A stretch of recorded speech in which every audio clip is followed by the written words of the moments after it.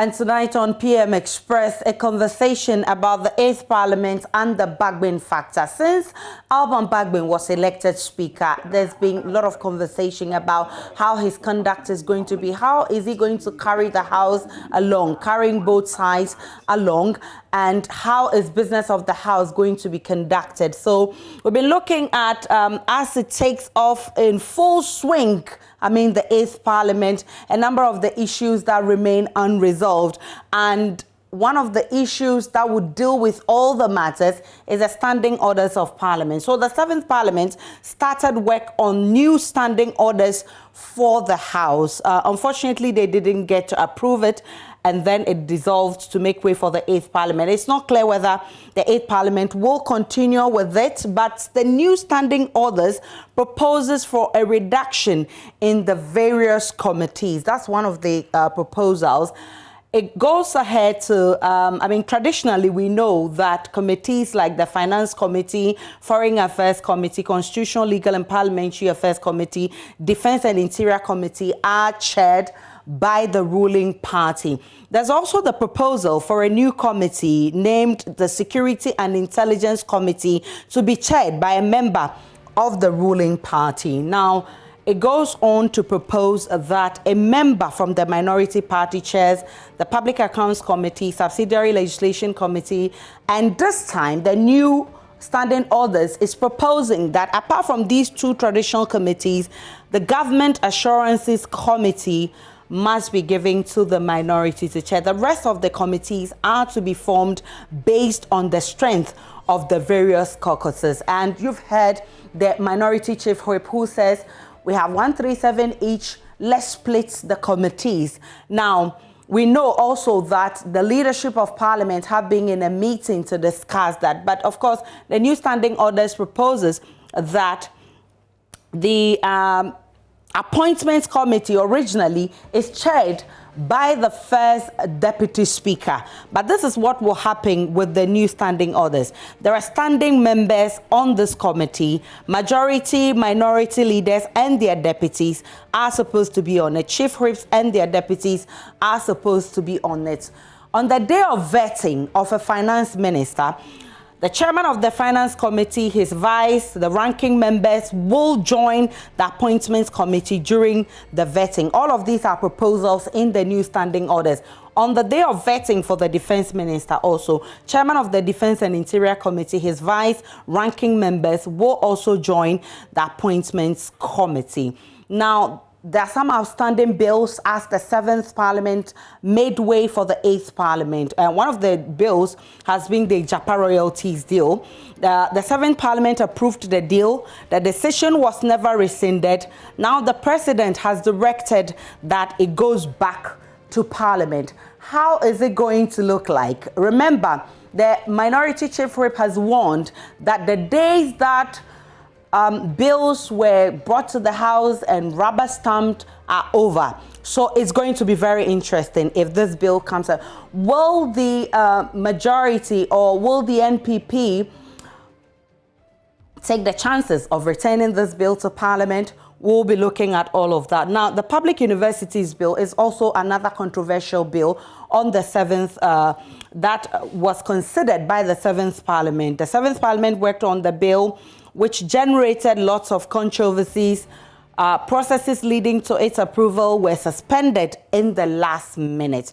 We do not know if it will go. So if it should be considered in the 8th Parliament, it will have to start from the scratch. A new motion laid, committee to at the committee level, there must be fresh debates on that, and then fresh debates in the House. The Bagbin factor. What kind of a leader is Alban Bagbin? Is it going to be fair, firm, and independent? Remember what he will be doing for his party, because he has a presidential ambition that he's not said that he's dumped that ambition yet. So people are wondering, will he be doing the bidding of his party, the NDC, and his ambition is still alive?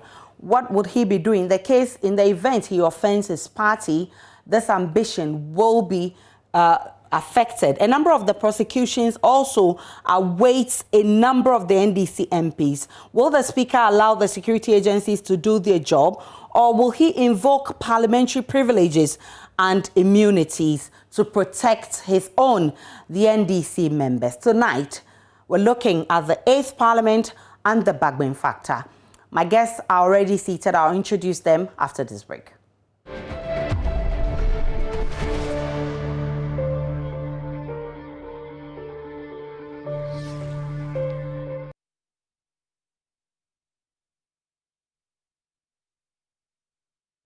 And we are live on PM Express tonight. Ras Mubarak, former Member of Parliament for Kumbungo, is my guest. Frank Anodompre was supposed to join the discussion tonight, but we're told that after a meeting with the leadership of Parliament, they reached an agreement not to speak with the media. But my colleague Opoku Gakpo has been monitoring that meeting, and he'll be bringing us more on what he gathered. Also on Zoom is Dr. Rashid Rahman, who will be joining the discussion. Let me start quickly with you, Opoku Gakpo. We're told that they could not reach consensus in the meeting with the Speaker.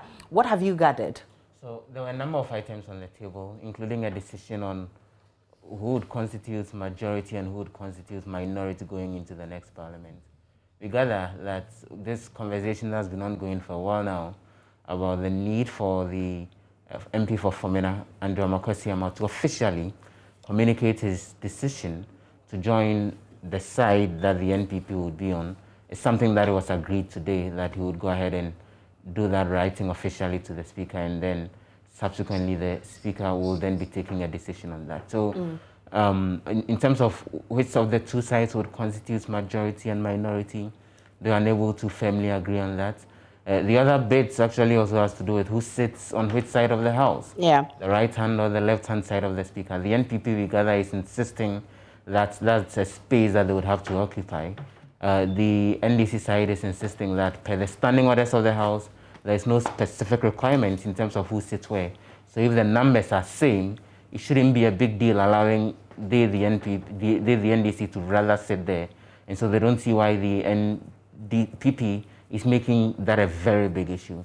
The other bit has to do with who chair which of the committees, because in the previous Parliament, apart from the specifics having to do with the Public Accounts Committee, the Statutory Legislation Committees, which are chaired by minority MPs, all the rest of the committees, funny enough, including Government Assurances Committee, actually chaired by MPs on the side that holds the majority in the House. Well, we gather that the NPP is again making a very forceful argument and trying to lay claim on the chairmanship as far as the various committees are concerned, by virtue of their insistence that there's nothing like a hung Parliament. You would have to be part of one of the two caucuses. And based on that, they think the NPP's 137 plus Fomena should give them that, based on which they would have to then hold on to the chairmanship when it comes to the various committees and hold on to the title of the majority in the House. But the NDC is also pushing it to an argument. And in today's meeting, we gather that if a consensus wasn't reached, the meeting has been rescheduled to continue tomorrow for them to properly firm up things, because the countdown is on for MPs to resume sitting on the 15th of January, that's this coming Friday. I'm looking forward to the outcome of this meeting as to who sits where and who carries himself as what. But the 7th Parliament, aside the walkouts, the boycotts, many say you did a lot of work passing lots of laws, including the private individuals' bills and what have you. For you, what were the key policies that you dealt with before you handed over to the 8th Parliament? Good evening to you, and good to see you. Happy New Year. Good evening to our viewers. Many happy returns. The 7th Parliament was undoubtedly very busy. One of the busiest parliaments we've seen, looking at the number of bills that were passed into law, and they cut across all facets of governance in the country, from amendments to financial laws, security and intelligence, to some extent cyber security. The Companies Code, you would remember that it'd been in existence since Kwame Nkrumah's time in the 60s. It was this parliament that worked and passed it. RTI, which had been in the works for nearly 2 decades, got passed. And instrumentally, the almighty Private Members Bill, because hitherto the passage of the Private Members Bill, successive parliaments have, made attempts, to get members to be able to pass Private Members Bill, which was not successful. So credit to leadership members and indeed former Speaker Okoye, in actualizing Private Members Bill in the last Parliament. But whilst you are on the question with Gapo, let me take a bite, if you would not mind. Should it really matter who sits where? Because you see, this is one of the relics of colonization that we have inherited. Okay. It goes back into independence time, when we had the parliamentary system of government, and this was something that was really borrowed from Westminster. But that's not the only issue. From the House of Commons, okay, where those who were in government, Her Majesty's government would sit on the right side of the Speaker and vice versa. We currently have a situation at hand where the numbers in Parliament are not that clear-cut. And it is exceedingly crucial that consensus are built. It is exceedingly crucial that bridges are built and fences are mended. And in doing that, I do not think that the MPP should be taking the kind of position that they have taken. Very, very entrenched. You don't build consensus. You don't reach out.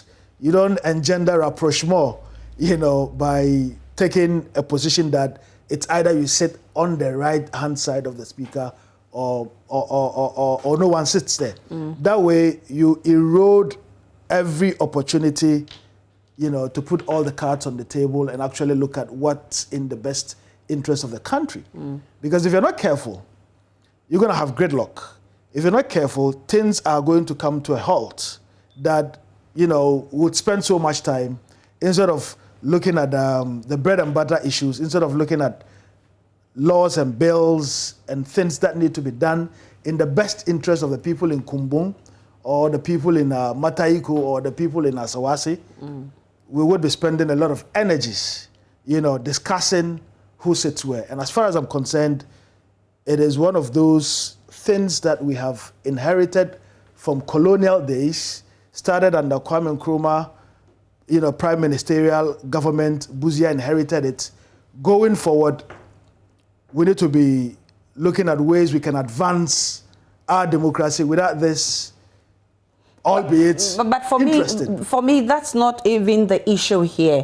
We in the media, for instance, are because it's been the talk of caught up in a fix that we don't know who to call majority leader, who to call minority leader. All of these are issues that needs to be trashed out before Parliament, starts work in full swing. So for me, it's not even where anybody sits. In any case, if the NDC feels that, it doesn't matter, it should just let it be. No, you see, the NDC had sat there on day one.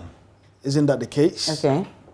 So, in a spirit of forgiveness, of reaching out, of building consensus, no one has majority as we speak. Okay. It's 137. So you cannot, as an MPP person, tell me that you are more entitled to sit on the right-hand side of the Speaker. Okay. But what is in the best interest of the country? Should we exert energies, discussing who sits where, instead of what affects the fed-up man in the street? And for me, that is what Parliament should be focused on. I think it doesn't help the discussion, the position that the majority had taken. Yes, in the last Parliament, the 7th Parliament, they had majority. So they sat there. But in this Parliament, at this particular moment, they don't. And they can't lay claim to sitting on the right-hand side of the Speaker. In any way, what difference does it make? Okay, but you and I were not in that meeting, so we really don't know what exactly transpired. We're hoping that by tomorrow they'll reach consensus. I think you caught up with Haruna Idriso, and he just gave you some few seconds interview on that. Maybe we should listen to what he said. He was in that meeting. We agreed on who sit on the right or the left-hand side of this. These are matters to be resolved. As far as we are concerned, we are 137, 137. We expect that there will be some communication which may trigger further discussion on this. But that hasn't happened yet. Okay, so that was Haruna Idriso, who just walked out from that meeting with the speaker. Let me bring you here, Dr. Draman. We've been wondering what happens in Parliament from now, particularly because of the 10 of events. Now, who sits where, who chairs which committee, and indeed, it's being fixed. The Minority Chief Whip has indicated that they should split the committees.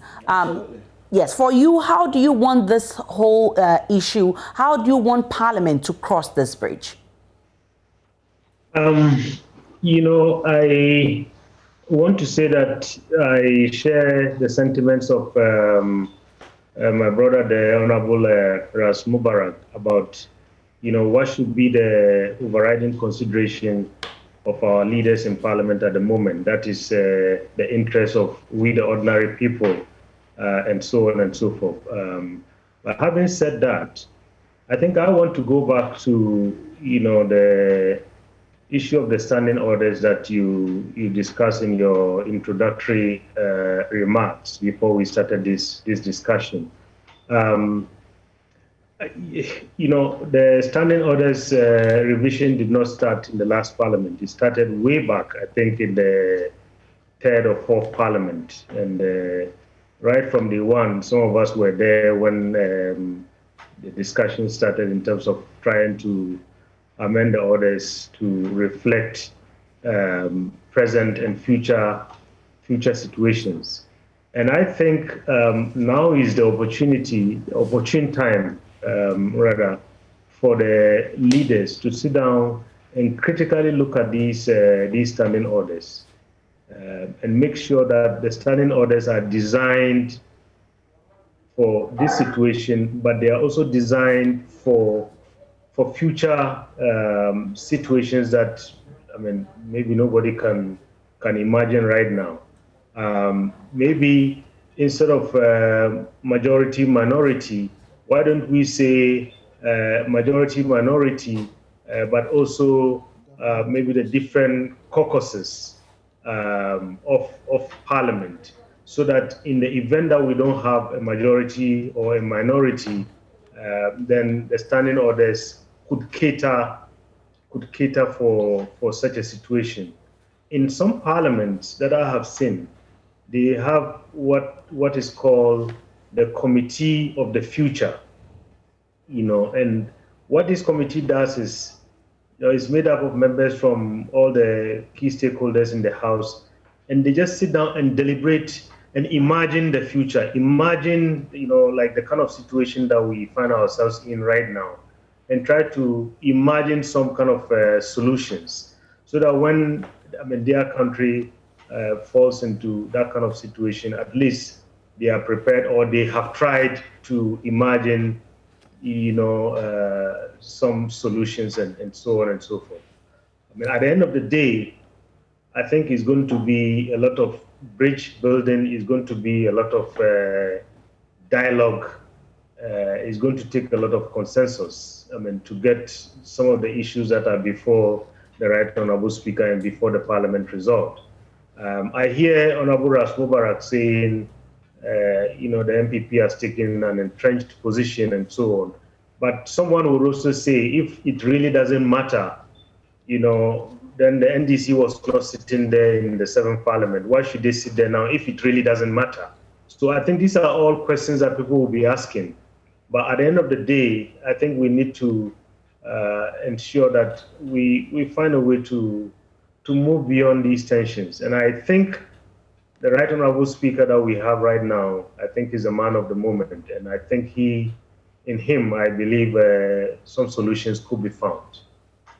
And talking about the man of the moment, I've heard members from both sides of the House saying very positive things about the Speaker, Alban Bagbin. The fact that he's objective and has an integrity to protect. But don't also forget that there are higher expectations from his party, the NDC, and of course, his presidential ambitions, which does not give him the luxury to do anything that offends his party. Many say he will find himself in a fix sometimes doing this job, but how do you expect him to conduct the affairs of the House? What kind of a leader do you expect in him? Well, I think, as I reflect on his mandate, a number of things come to my mind. Number one, I think he has a very important role to ensure that we have order in our country. I mean, he has a very heavy responsibility, more than, I believe even the president, to ensure that we have order in our country. Because if there is breakdown of law and order in Parliament, as for instance we saw on the morning of January 7, then I can tell you that our country is not only going to come to a halt, but a lot of possible nasty things could happen. So that's the first thing that I expect from the Right Honorable Speaker.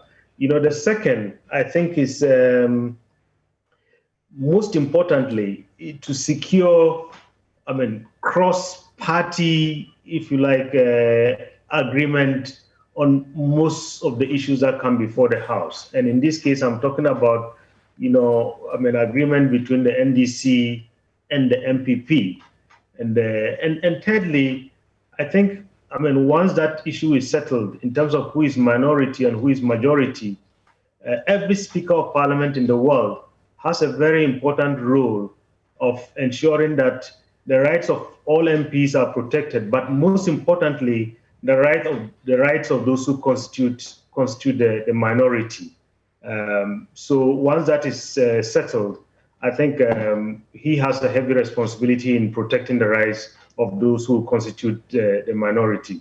But Aisha, I want to speak briefly about the issue of the influence of his party and so on.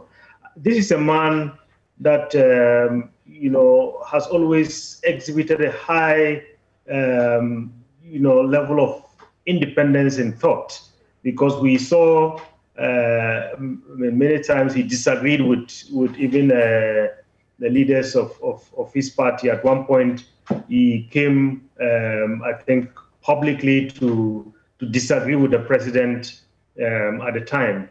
And there are, we've heard a lot of stories about even in cabinet when he stood up, I think, in defense of Parliament. So given that this is someone who has been there from day one, and if you like, has made a career as a legislator, he has seen it all. So I believe that more than anything else, he would have Parliament at heart. And in every action and decision that he makes, which will be watched very carefully more than any other speaker that we've had since the beginning of the Fourth Republic, he would always uphold, the interest of Parliament. Let me bring in the standing orders of the House, because in resolving all of this, the standing orders will do a lot of good. And in the 7th Parliament, you started working on a new standing orders for the House, but you didn't get to approve of it. But let me rather sadly, because there was a lot of work that went into the standing order. You can't even call it that went into the amendments of the existing standing orders. What's actually wrong with the existing standing orders? Obviously, some portions have outlived their relevance. The likes of... it is important which portions? Not to get into specifics, but if you look at even the composition of our committees, the committees have too many members. Some committee, 25 members, and there are a few people who are actually doing the work. So it's important to trim all of these committees, into smaller committees so that they can become effective and efficient, you know, and then there's got to be new committees introduced as well. And I'm sure as the standing orders have gone through the passage of time, there are portions, as we are discussing now, that need to be look at, even though the standing orders make provision for speakers to make a ruling where there isn't anything specific in the standing orders. So that is already there.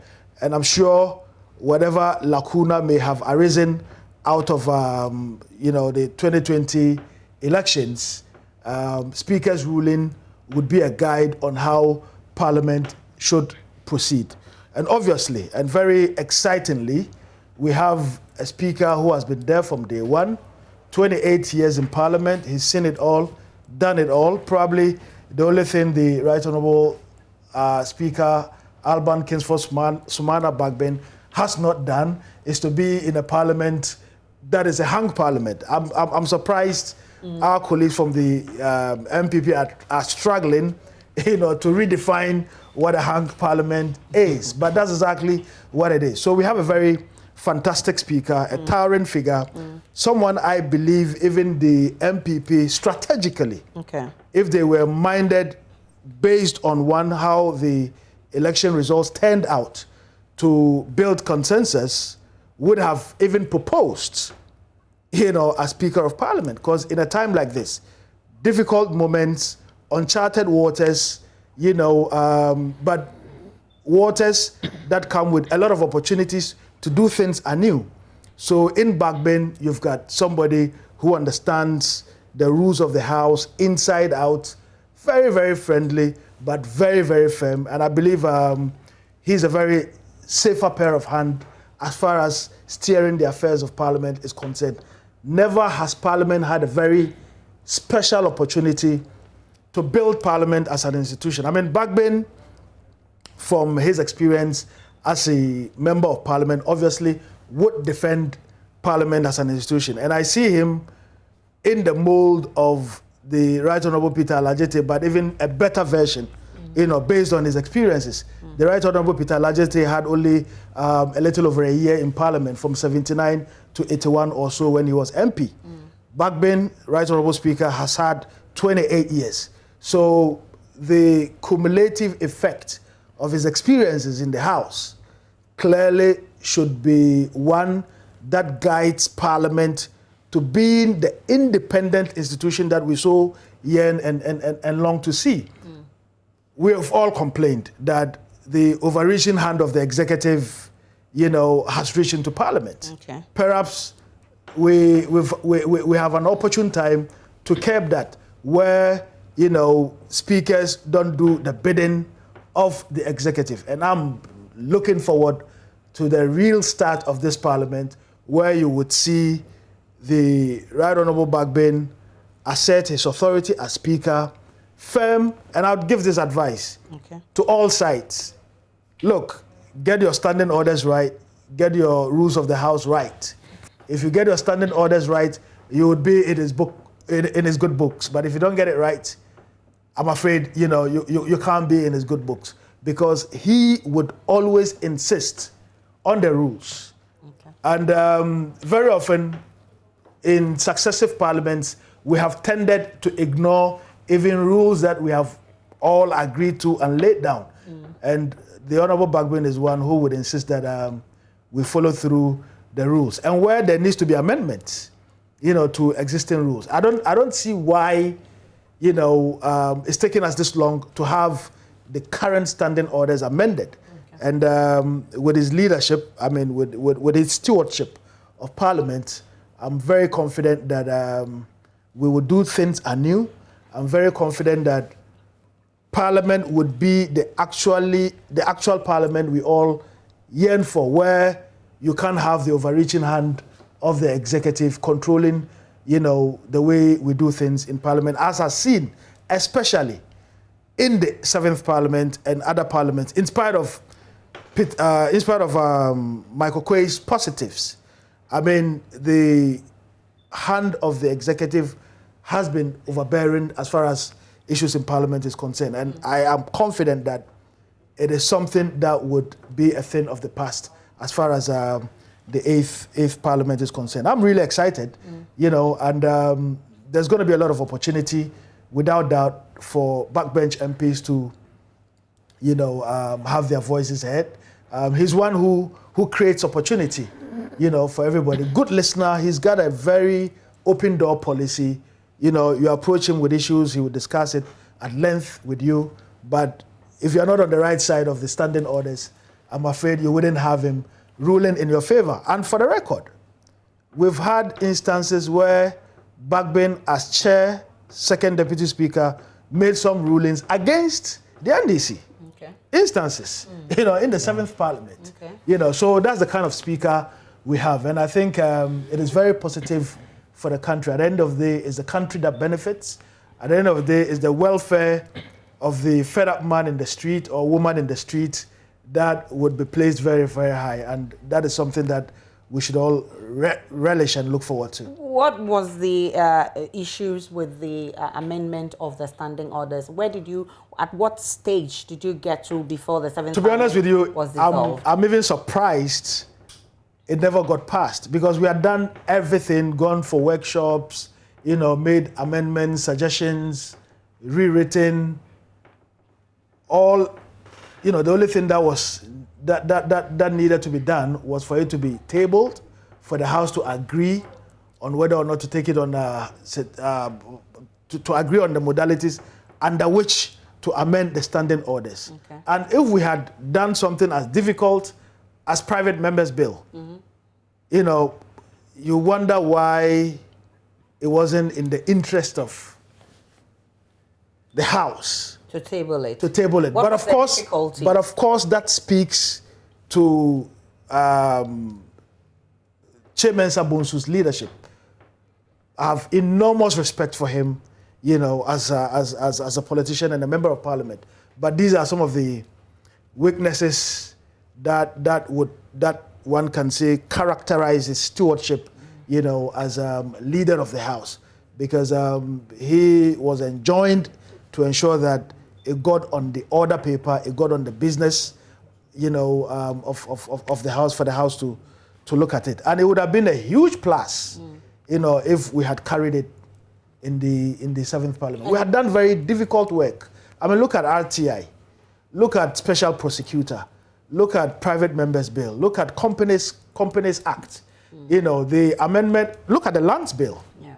All very, very laborious pieces of work and legislation, you know, and what, probably less than 200 pages document. It's taken us 4 years to get it done, and now Was it? He didn't explain to you why there was no clarity. I mean, at one point you would pick the other paper and it's in there, and then at another point you come and it's been shelved, you know, rather sadly. I was really looking forward to seeing the standing orders passed, because a lot of work had gone into it, a lot of resources had gone into it. You know, experts had brought in their suggestions.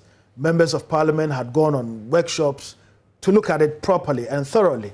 You know, and I got so lucky to be part of the process that looked at the new standing orders. Unfortunately, for reasons best known to the leader of the House then, it never saw the light of day, and it is not something that anyone in the 7th Parliament should be proud of. Gapo, you've been monitoring. Okay, Dr. Draman, you want to make a point there? Yes, I want to make a point. I think whilst Honorable Chairman Sir could be faulted for maybe not getting this through in the 7th Parliament, I think we have to be fair, and I want to say to my brother there that, you know, this process did not start in the 7th Parliament.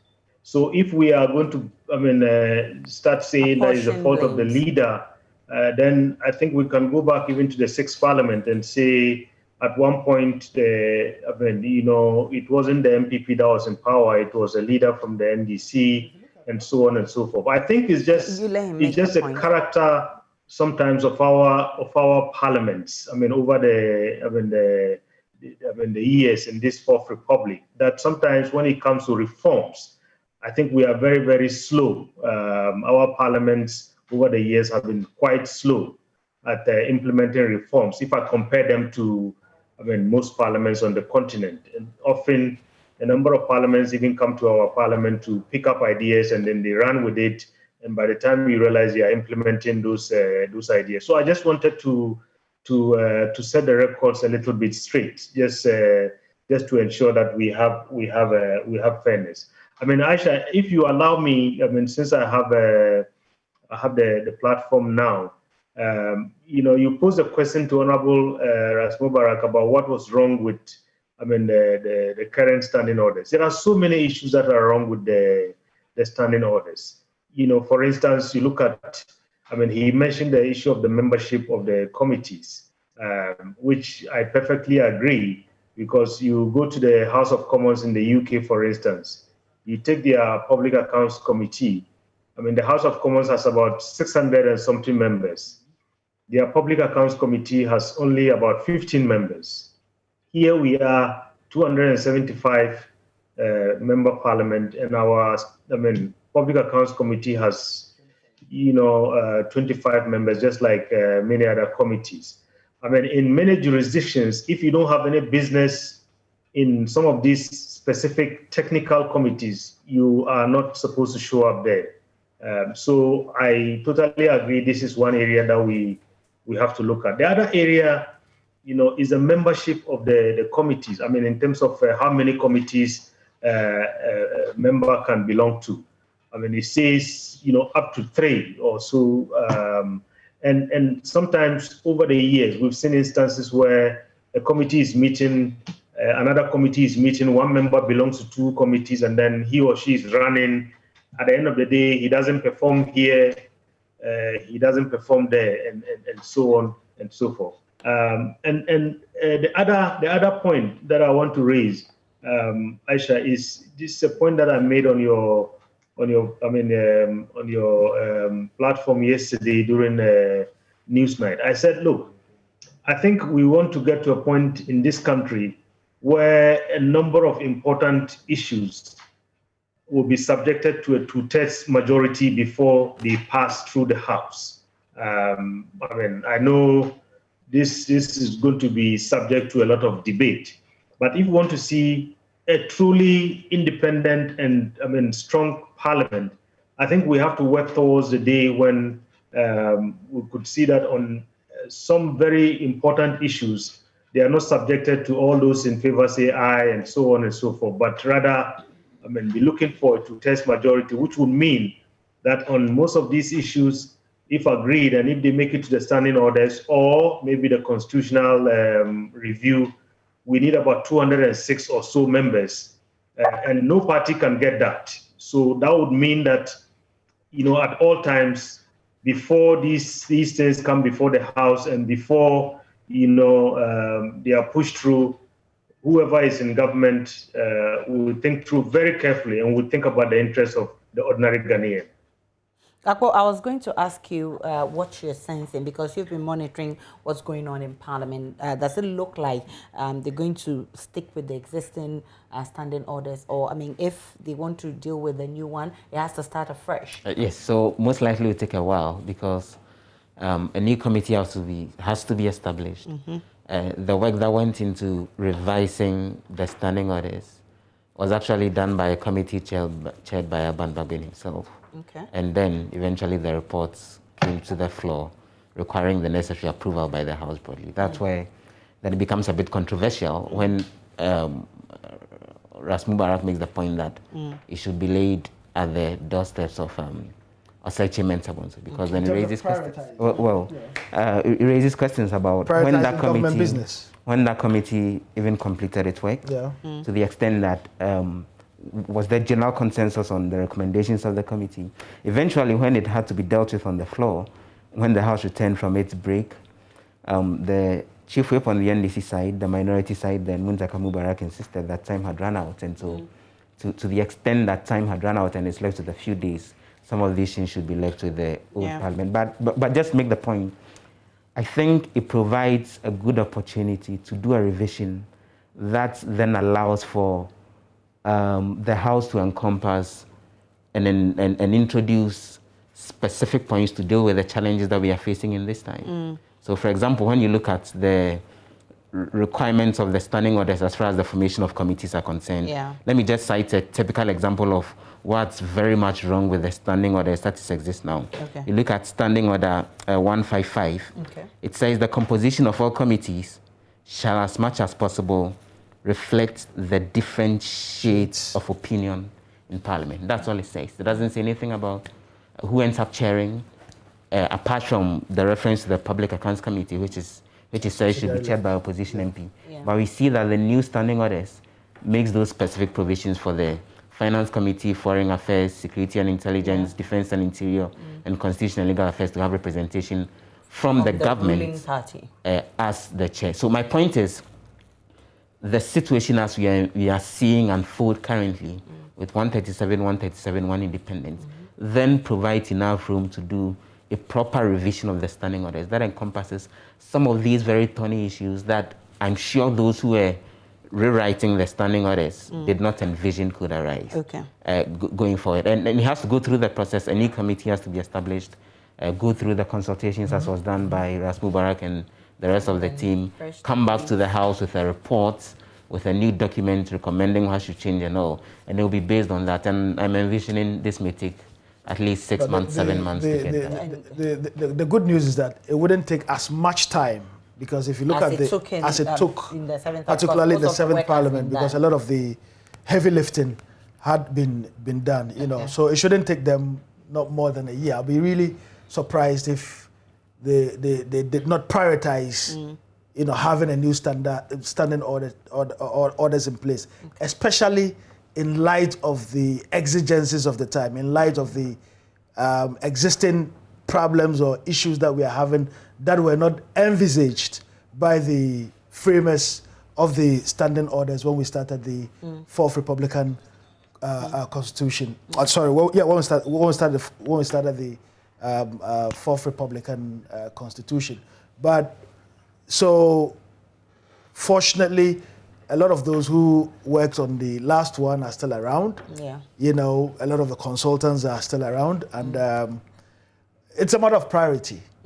Because if you look at the amount of bills we did in the last Parliament, no Parliament had done that much work.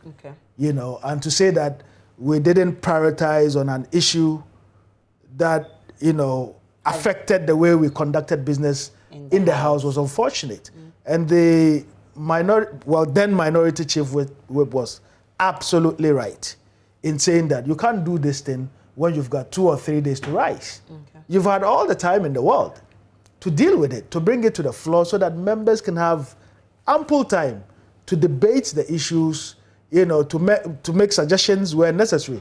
And looking at the time we had before, you know, Parliament went on recess and for the dissolution of the 7th Parliament, it was just not appropriate to have tabled it at the tail end of the 7th Parliament. So we have a good opportunity to deal with it in the next this Parliament. And fortunately, with Speaker Bagbin as Speaker of the House, I'm sure it will be given the necessary impetus, you know, so that all these grey areas would be sorted out. When I return from this break, I'll be talking about some of the controversial. Okay, so let me bring in Dr. Draman, who wanted to make a point before I take that break. Just a very quick one, just to add to what Honorable Ras Mubarak has said. I think perhaps maybe it's the hand of God that was at work, that we didn't get this passed in the 7th Parliament, because we would have had to revisit it given the situation that we find ourselves in right now. So now is the time to deal with all the current issues, but also to envisage all the possible things that could happen. And I think we can learn from, happenings in many parliaments around the world. Because if we were told that we wake up with 137, nobody was going to agree to this. And I agree with Dr. Draman, because I remember when Samia Nkrumah was raising this issue back then when she was in Parliament. It looks like nobody gave her the attention, but it's becoming. And there are so many issues.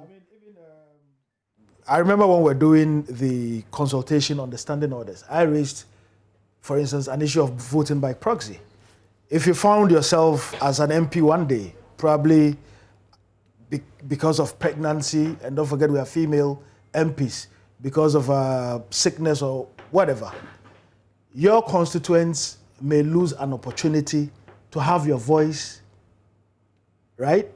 Or have their voices heard in Parliament. If you're going to stay away for 3 months, with the current standing orders, it means the views and concerns of your constituents as far as laws and the things we do in the House cannot be encapsulated.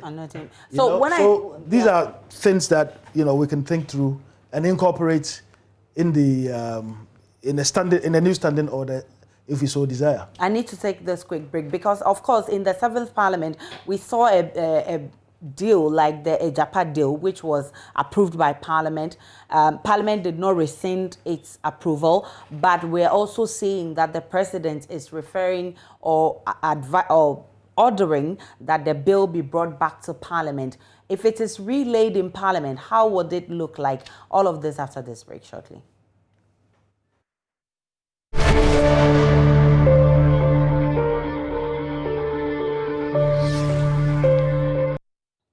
Welcome back to PM Express. We've been talking about the 8th Parliament and the Bagbin factor and a lot of interesting issues. I'm going to be finding out from you, Gapo, shortly because I've heard a lot of kind words for the Speaker. I don't know how journalists feel in the House with Bagbin as Speaker. You've had your fair experience he's with a journalist friend. The form. So I'm going to be getting that from you. But more seriously, the conduct of members of Parliament during the inauguration of the 8th Parliament is something that a lot of people have condemned. Snatching of ballot papers, snatching of ballot boxes, military invasion. I mean, a number of issues happened on that night. I've heard a number of people calling for the head of someone like Carlos Ahinkra. People calling for Muntaka Mubarak for snatching the box. And I've heard a number of issues. Well, all of these, I mean, what happens to them? Is it because they are members of Parliament? No. This is the Code of Conduct for members of Parliament. Okay. So all MPs are supposed to abide by the Code of Conduct as set out in this small document. And indeed, if I were to start from the military invasion, it was nothing but an attempted coup d'etat. And I think they have to be court-martialed together with, the military officers would have to be court-martialed and dealt with in accordance with military Do we know laws. Who brought them in? We don't know who brought them in. And that's the more reason why, we need to take an interest in seeing the conclusion of this particular matter. Okay. Never again should our great country witness such disrespect, such disdain, for the institution of Parliament. How does the Privileges Committee come in here? No, so you see, apart from members of Parliament and clerks, anyone who wants to come into the chamber would have to be given permission by the Speaker. Okay. So any other person is seen as strangers. And you have instances where even staff of Parliament can't enter the chamber unless they've been expressly given permission. Okay? A member of Parliament snatching ballot papers is unheard of. It's disgraceful. Okay. It's reduced the standing of our Parliament in the eyes of the public and made us the butt of public jokes. Okay? And I believe that someone will have to file a motion when Parliament resumes for the issue to be brought to privileges. As far as the issue with the military is concerned, again, it has to be investigated thoroughly.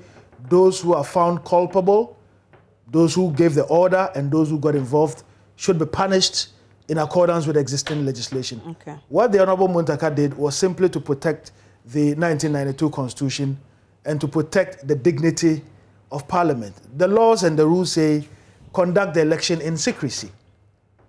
Would you say, Aisha, that if you found someone commissioning a crime and you could stop that person, you wouldn't stop that person?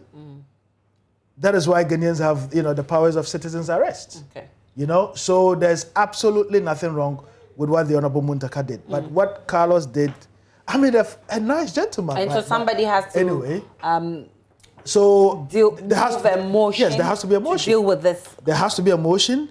And I believe private Ghanaian citizens can also petition the Speaker to have the matter investigated if, a motion is not forthcoming in the House. And I'm really, really hoping that we would make example of, people who misconduct themselves against the Code of Conduct of Parliament. And members of Parliament should remember that their constituents can actually recall them. Okay. The fact that you got elected does not mean people can't sign petition to have you recalled. It can be done.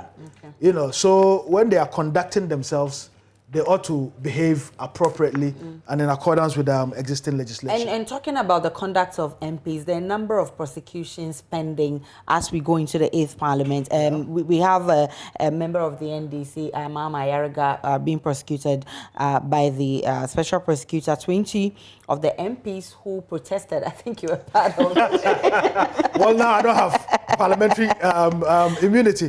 So I'm waiting to be served. You see, we haven't been served. And again, we haven't been there are served. others, 17 others in the double salary issue. And so all of these and all these members are in the minority. How do you... No, in opposition. We don't have a minority. Pardon me. So call them government and opposition. Are in the opposition. Yeah. So yes, of course. So how would you want the Speaker to handle all of these? He should use or invoke privileges and immunity to protect you, to frustrate the security services, or he should allow the security agencies to do their job. Don't forget, the Speaker is a fantastic lawyer with many years standing at the bar. Obviously, he knows his law inside out. He's one Speaker who would play by the rules. No member of Parliament is above the law, and if issues are presented based on the evidence as presented to him, if there's a need to release any one member of Parliament to answer to queries or submit or subject himself or herself to some investigations, Speaker Bagbin would ensure that it would be done. But, we are all not above the law, whether former or existing members of Parliament, and that is the way I think he would address things. On the issue of the work by minority members, first of all, no minority member of Parliament has been served to begin with. And as we've said time and again, we are not above the law. If I were served, I'll be happy to subject myself, to the laws of the country. Except that, in one hand, you are calling for rapprochement, you are calling for building bridges. On the other hand, you are subjecting members of the opposition to, for want of a better word, to disgraceful treatment. I mean, since when did embarking on work to submit a petition become a crime in this country? To the extent that, the police all of a sudden have become so dormant and so dull that they have no things to do. Okay. I think that is dead on arrival. If we really want to build consensus and reach out, these are some of the things that we should say no, it does not help, because they are antagonizing. We're running out of time. Let me give Dr. Rashid Rahman briefly. When you wanted to make a point on what Honorable Mubarak was saying. Yes, I was going to say, in the spirit of the rapprochement that he was talking about, if you remember, I was one of those who said when the front bench of the then minority was being charged, including some members like him, I said that was not smart. That was not a smart application of the law at a time when you need these people to sit around the table and build bridges for our country to move on. In the same spirit, I think maybe calling for the heads of people like Carlos Ayinkra and so on, which would then spill, and people would start saying, let's get the head of Honorable Muntaka, let's get the head of all those who kick the ballot box and so on and so forth. It will never end. It will never end. So in that spirit, I think that we need to learn the lessons, but use the lessons to bring the two sides together and get our country moving on. I'm grateful that you joined us. Dr. Rashid Rahman is Executive Director of the Center for Parliamentary Affairs, Ras Mubarak, former MP for Kombongo, and my own colleague, Opoko Gapo. I'm grateful for your time. My name is Aisha Ibrahim. Enjoy the rest of our programs.